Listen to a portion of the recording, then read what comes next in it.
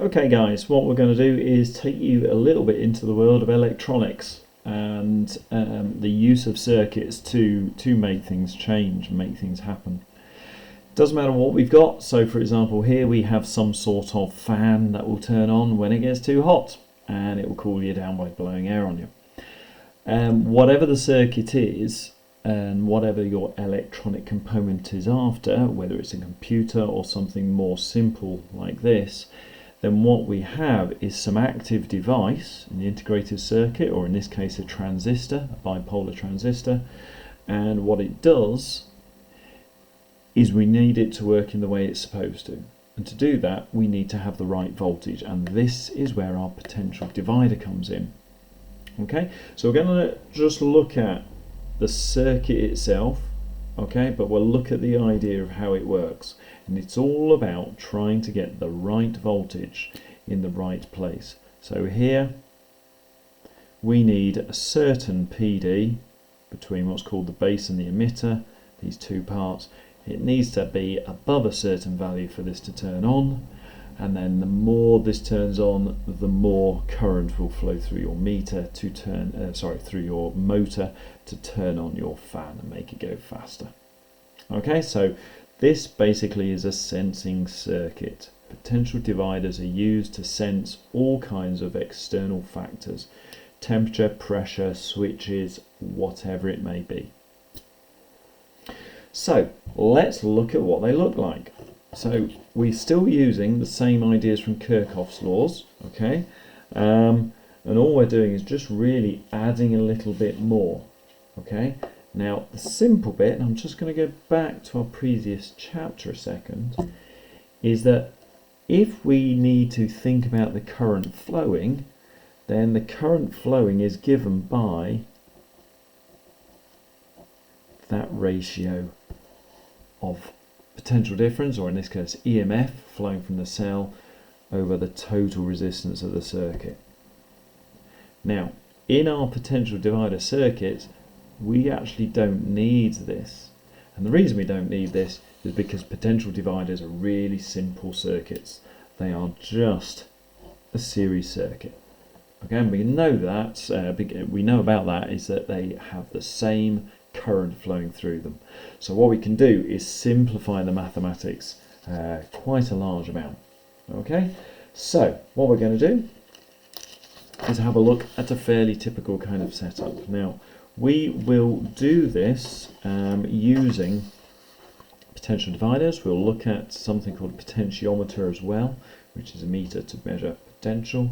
But actually we've got this same component going on in the adjustable resistor that you were using to find the characteristics of your different components.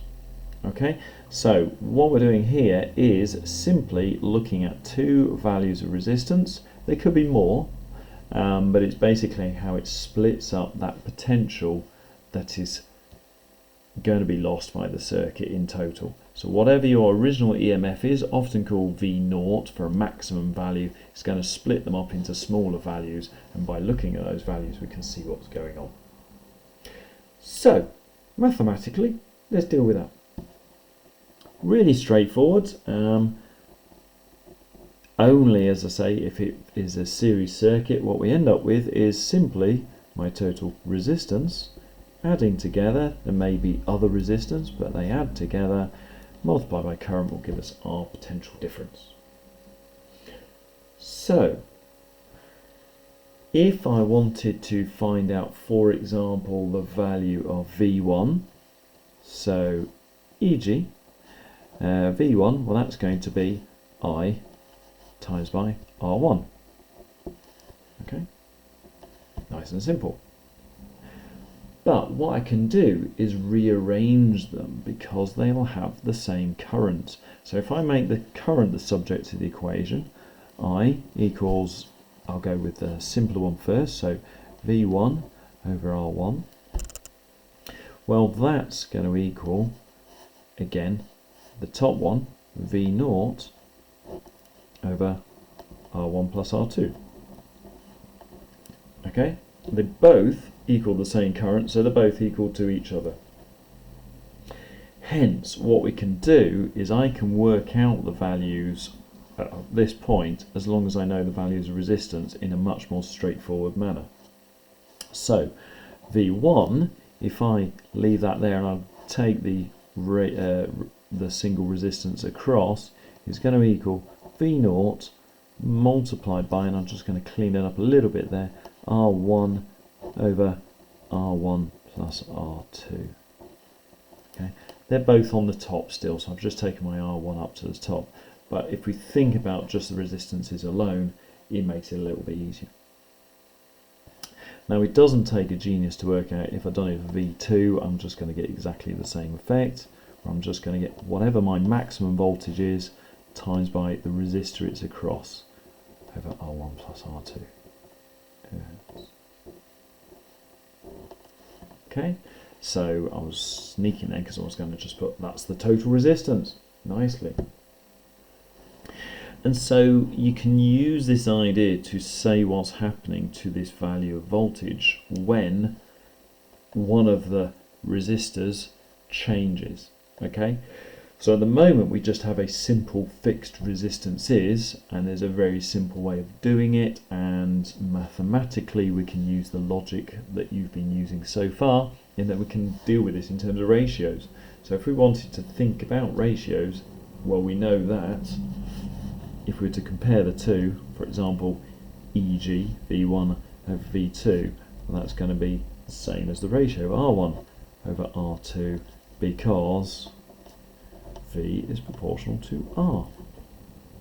As you were using logic, it's only proportional as long as I is the same through both of them. So again, it does need to be a series circuit. Okay, but there's a bit of logic in that. The crucial thing is the value of these two PDs depends on the two resistances. So when we start having active circuits that are sensing things, so a sensor made out of these, then if one of them is a resistance that changes with the condition, so for example polymorph, where you stand on it, it increases the resistance. If you use different type of polymer, you can actually reduce the resistance. You can have smart materials, or you can have a thermistor, light dependent resistor, whatever. But as it changes, what will happen is the split in the voltage, the fraction of the voltage will change. Okay, that ratio will change. And to do that, which we'll do in a practical, is that you can adjust the second one to get the value of the ratios of voltage right. So if I go back to my opener, if I want this whole circuit to turn on the fan at a certain temperature, then what I need the characteristics for that, and I need to then have a resistance here that is adjusted to make sure it gives the right voltage at the right temperature. Okay, and that will be a little practical that we do. So, what does a circuit look like? A sensor circuit look like? An automatic sensor, I should say. What it's doing there is nicely, simply, just exactly the same thing. Okay, so if we're thinking about how these kind of circuits work in our head, we want to just be able to put it into words, but we're going to use this to think it through. So, if we think about a thermistor here, when the temperature is low, okay, resistance is high.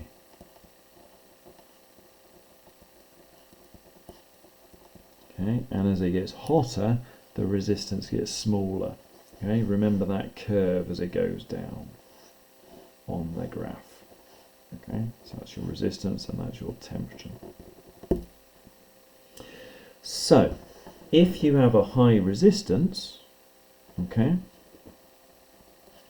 here, then what you'll have is V will be very high. So, PD across resistor 2, in other words your thermistor, so I'll put that in brackets, thermistor, is high. Okay, because the resistance is high, that potential difference across it is high. It's going to steal most of the energy out of that circuit. Okay, but as the temperature rises, then resistor of the thermistor drops, will reduce. Okay, which means that that voltage drop across there will also reduce. Okay, and so let's keep the language, PD across thermistor also reduces. Okay, as a proportion of the full voltage. What does that mean? Well, as that voltage drops, it means the other voltage potential difference across that must get bigger. Okay, because it's all about the fractional change. So as one of those values, for example this one here, drops, then that ratio gets bigger. So that ratio gets bigger. V1 gets bigger compared to V2. Okay, so the idea of how the circuit works is simply how you split that total potential, how your potential is divided, hence potential divider. Okay, so what we can do is simply take readings from these, work out what's going on, and then by adjusting our second resistor we can get a certain voltage at a certain value, and we can simply take that off so that it matches the temperature that we want, or we take the temperature that we want and find the resistance that we want. Okay, so that's the kind of basis of it. So in this one here, a slightly more complex circuit. It's a double transistor circuit to make sure this turns on properly. So what this one would work as I've described here, would drive a fan, but this fan only goes on and off, so it's full speed or not, without melting the circuit with too much current flowing. Okay, so sensing circuit works like that. If we swap the position, so if the thermistor is not the one that you're taking the voltage across, but that one, then what will happen is as it gets hotter, still this PD drops, but that PD will get bigger. So maybe that's what you want your circuit to do. You want to get that voltage bigger to turn something on, or we could have something that's turning hot off. So in this one, as the temperature rises, your circuit that this goes to, as shown by where our voltmeter is, so our circuit is going to, would then turn off as it gets hotter. So this would be a hat fan. But if we put the voltmeter across there, then perhaps that could drive a heater. So as the temperature drops, the voltage gets bigger and turns on a heater instead. So it's all depending what you want your sensor to do. It will always sense the same thing, in this case temperature, okay, but depending where you put your connection to your circuit that's going to then run stuff, it can do the opposite of each other. So turn on when it's hot or turn on when it's cold. Okay, we can do the same with any other component that changes resistance as conditions change. Okay, so keep it simple. That is a beautiful kind of way to use useful circuits, but in the end it's still just Kirchhoff's rules. Okay, it's just we can ignore the current because it's a simple circuit. Okay.